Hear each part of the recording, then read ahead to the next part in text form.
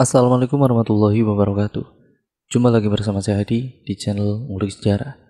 Dan pada video kali ini saya akan kembali lagi membacakan suatu kisah misteri yang kali ini merupakan otas pendek yang ditulis oleh Manavila, yang kali ini berjudul tentang kisah bersetubuh dengan genderuwo. Cerita kali ini merupakan cerita yang hasil dari kiriman narasumber ya teman-teman. Nah, bagaimana ceritanya? Daripada kita lama-lama, kita langsung saja menuju ke ceritanya. Dan untuk kalian yang mempunyai pengalaman horor ataupun kisah mistis lainnya, kalian bisa kirimkan ke alamat email kami yang nantinya ditulis Mbak Nafila dan akan saya bacakan di sini ya teman-teman. Apapun pengalaman horor kalian. Yuk, daripada kita lama-lama, kita mulai ceritanya.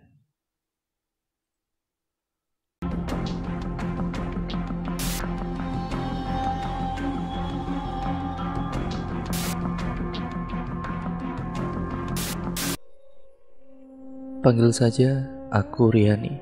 Semua nama tempat dan toko sudah disamarkan ya teman-teman. Perempuan yang kerap disapa Rani ini berusia 21 tahun saat ini dan belum bekerja juga menikah. Buru-buru menikah, pasangan aja gonta-ganti terus karena dia tipe cewek yang bosenan. Mempunyai tinggi badan kurang lebih 168 sampai 170. Karena dari pertama kali Rani masuk SMA memang sudah tinggi. Rani bermaksud menceritakan ini supaya kalian yang bermayoritas perempuan tidak melakukan hal di luar batas seperti dirinya, yaitu bersetubuh dengan jin. Walau rasanya beribu-ribu kali lebih nikmat dibandingkan bersetubuh dengan sesama manusia, tapi Rani meningkatkan lagi, lebih baik jangan pernah coba-coba akan hal ini karena akibatnya nanti kalian pasti akan kecanduan yang susah dihentikan seperti lelaki perokok. Maksudnya tadi mengingatkan ya teman-teman. Kejadian ini Rani alami belum lama. Rani melakukan perbuatan ini kurang lebih 1 tahun dan baru menghentikannya sekitar 1 bulan yang lalu. Berarti Rani berumur 20 tahun saat melakukan perbuatan yang gila itu. Kita kemudian kembali ke umur 20 tahunan Rani. Rani ini adalah seorang anak sematawayang yang berasal dari keluarga yang bisa dibilang mampu di bidang materi. Walau berasal dari keluarga yang mampu, bukan berarti orang tuanya mampu memperhatikan seorang anak dengan baik. Rani jarang sekali diperhatikan oleh keluarganya sendiri. Karena ibu dan ayahnya masing-masing bekerja dan mempunyai kesibukan, sedangkan rumah yang berdiri dengan 2 lantai hanya diisi oleh mereka bertiga tanpa adanya pembantu. Jadi dari pagi sampai semi malam, itu penghuninya hanya Rani. Orang tuanya pulang kerja bisa sangat malam sekali. Perhatian yang cukup ia dapatkan terakhir kali ketika kelulusan SMP-nya, itu pun hanya dari ibunya saja. Karena dari kecil, perhatian ayahnya hanya diwakili oleh uang yang selalu ia berikan kepada ibu untuk memenuhi kebutuhan di rumah. Selepas SMP dan memasuki SMA lah, ibunya Rani memutuskan untuk ikut bekerja sama dengan ayahnya. Di pikirannya umur Rani sudah cukup dewasa, jadi sudah bisa merawat diri sendiri. Itu ucapannya kepada Rani sebelum ibu mulai bekerja sampai sekarang ini. Setiap pagi selepas Rani bangun tidur dan turun ke lantai bawah, selalu disiapkan sarapan dan uang yang ditaruh di bawah piring berisi nasi dan lauk pauk untuk 1 hari, dan orang tuanya sudah pergi berangkat tanpa perpamitan kepada Rani. Rani ingin sekali melepas rasa bosannya itu. Ya, selepas bangun tidur dan turun ke lantai bawah itu, melihat kedua orang tuanya menunggu di meja makan saja untuk mengajak sarapan pagi bersama, menunggunya dan juga mencium kedua tangannya terlebih dahulu, baru selepas itu mereka berangkat bekerja, itu sudah sangat cukup. Angan-angan itu sudah masuk ke alam bawah sadar dan hilang secara perlahan dipacu melihat hal yang diulang-ulang setiap pagi. Rani adalah perempuan yang bisa dibilang pendiam. Semasa sekolah pun ia tidak banyak memiliki teman baik perempuan ataupun laki-laki. Bukan sombong, bahkan Rani merasa semasa sekolah banyak sekali laki-laki yang mengincarnya, tapi Rani tidak pernah merespon satupun dari mereka itu. Ya karena hobinya bukan pacaran tapi rebahan.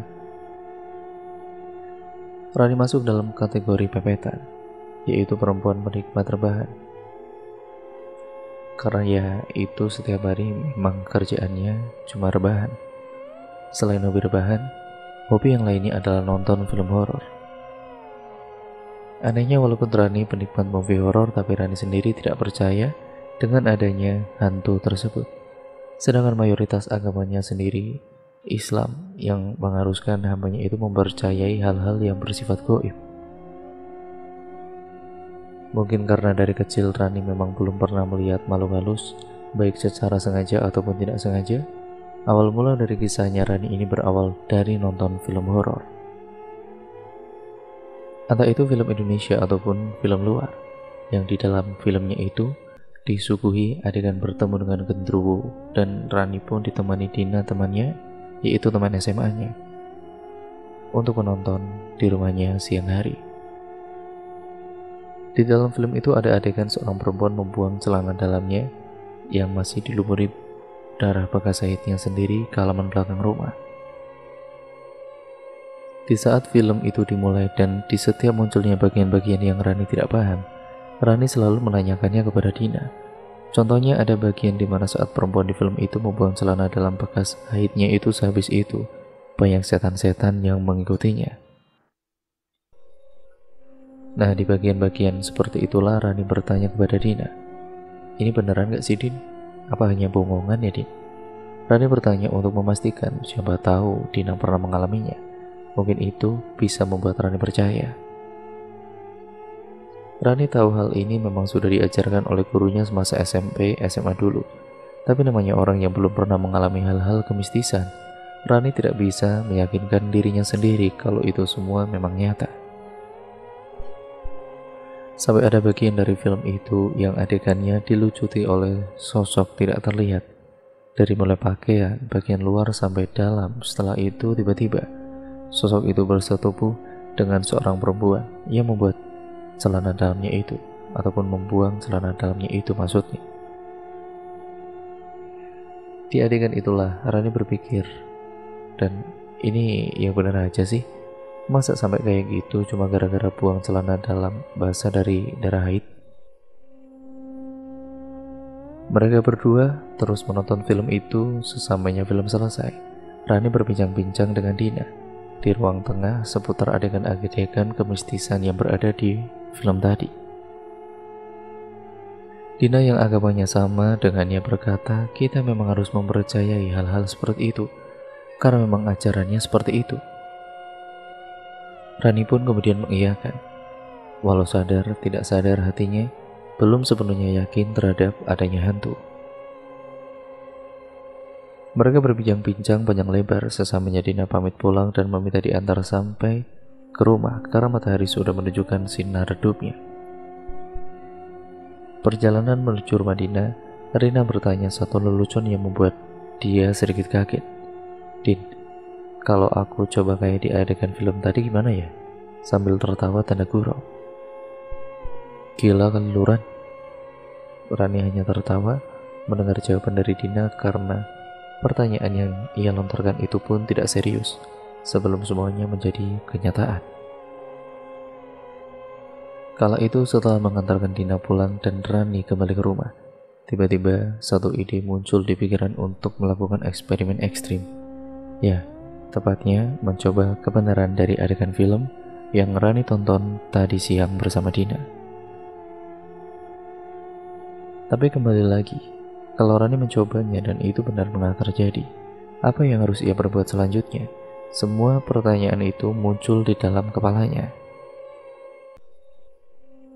Rani yang kala itu sedang memasuki haid hari pertamanya dan pas kali darah haidnya masih tertempel di celana dalam, membuat ia berpikir untuk mencoba hal yang ada di film tadi. Tidak sempat dicuci karena Rani bocor bersamaan saat di tengah berbincang dengan Dina. Dina juga tahu kalau Rani bocor, dan sebelum mengantarkan Dina pulang pun Rani disuruhnya mandi. mencuci dan mengganti pakaian luar dan dalam terlebih dahulu. Tapi yang Rani lakukan hanyalah mandi. Pakaian luar ia ganti, sedangkan celana dalam yang dibasahi darah haid itu ia letakkan di atas meja kamarnya. Bayangkan ada seorang perempuan yang melakukan hal aneh seperti ini demi membuktikan kebenarannya adanya sosok-sosok tidak kasat mata yang memantaunya. Rani terus memikirkan apa yang harus ia lakukan demi meyakini hal ini. Sampai dia kemudian putuskan, ya sudahlah, coba deh, lagian gak ada hantu yang makan manusia kan? Dengan penuh keyakinan dan keberanian, Rani melakukan percobaan nekat itu. Karena rumahnya juga tergolong rumah yang memiliki kelebaran yang sedikit luas dan memiliki halaman belakang, detik itu pun Rani mencobanya. Rani pergi ke kamar mengambil celana dalam yang masih dilumuri darah haid baru dan bergegas pergi ke pintu halaman belakang.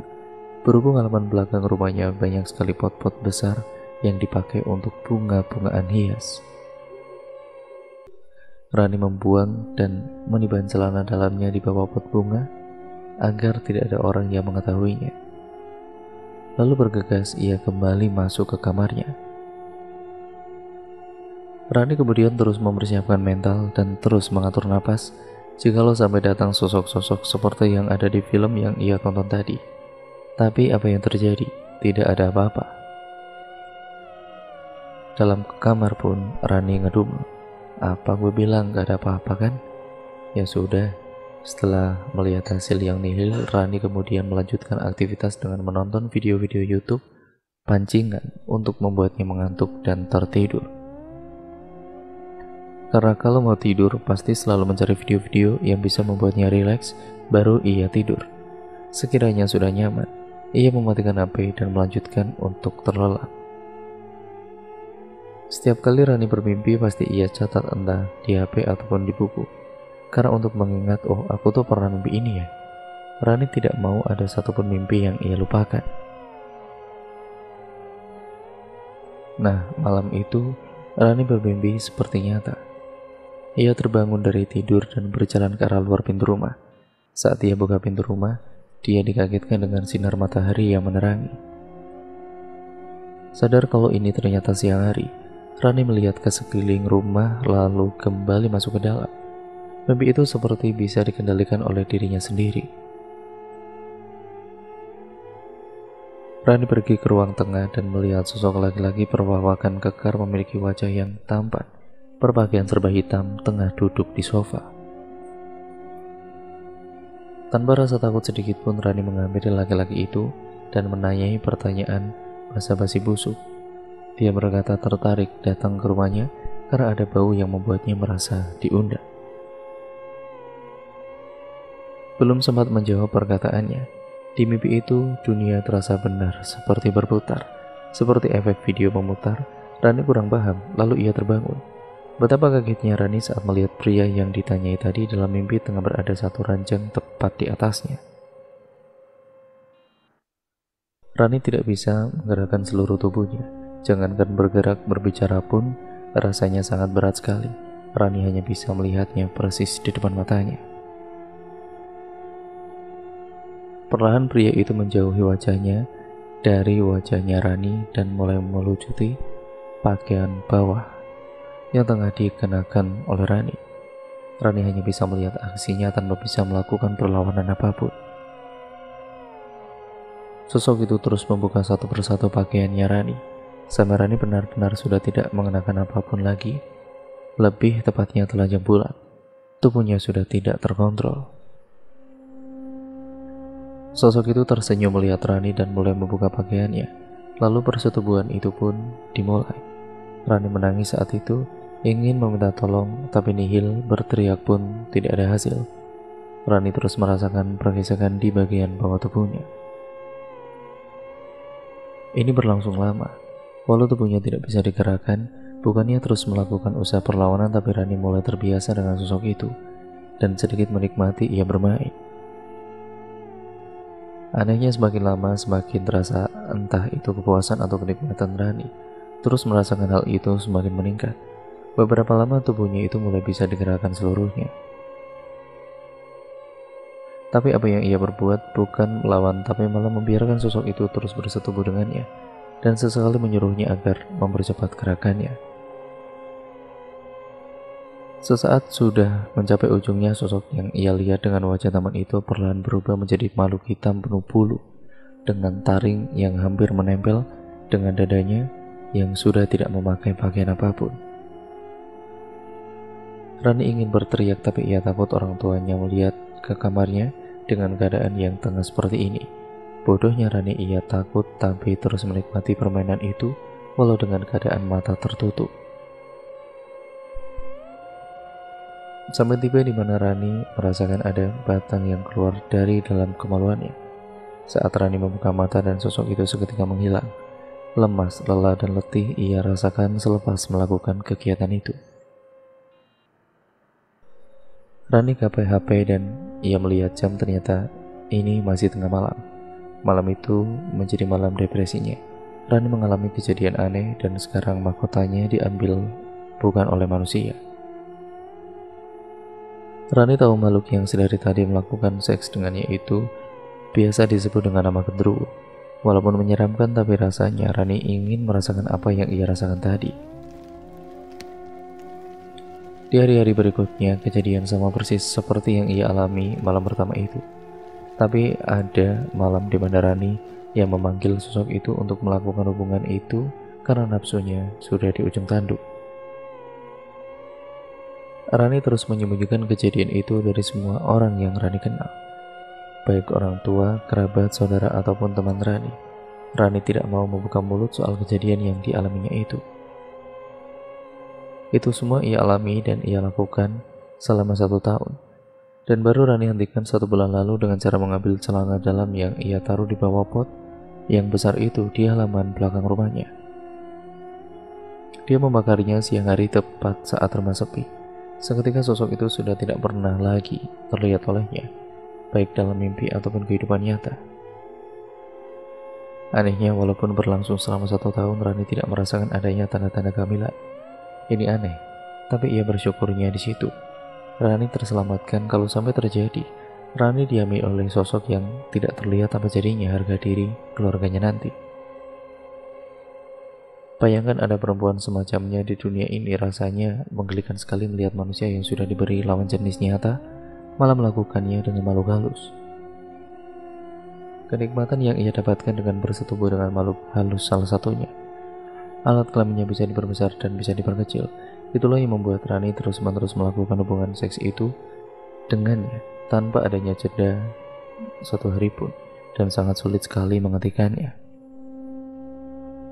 Pelajaran yang dapat kita ambil dari cerita ini, semua manusia hidup berdampingan dengan yang tidak nyata.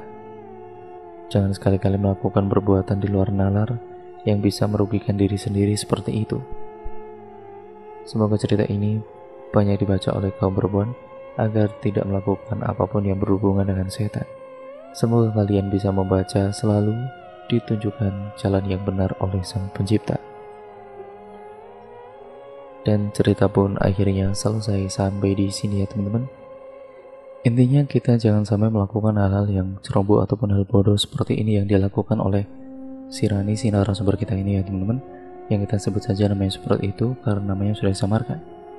Intinya kita hidup berdampingan dengan makhluk tidak kasat mata juga.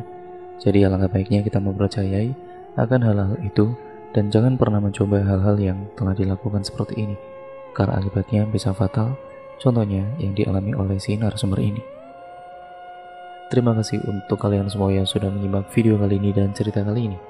Jangan lupa untuk kalian tetap terus like, komen, dan share video kali ini sebanyak-banyaknya, agar channel ini bisa berkembang menjadi channel yang jauh lebih baik lagi ke depannya.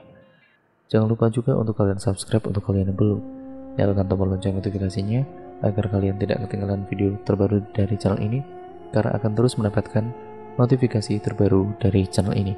Jangan lupa pula untuk kalian yang memiliki pengalaman horor atau pengalaman mistis yang kalian alami sendiri, entah itu saudara kalian juga ataupun teman kalian, kalian bisa kirimkan cerita kalian ke alamat email kami yang tertera di kolom deskripsi video kali ini.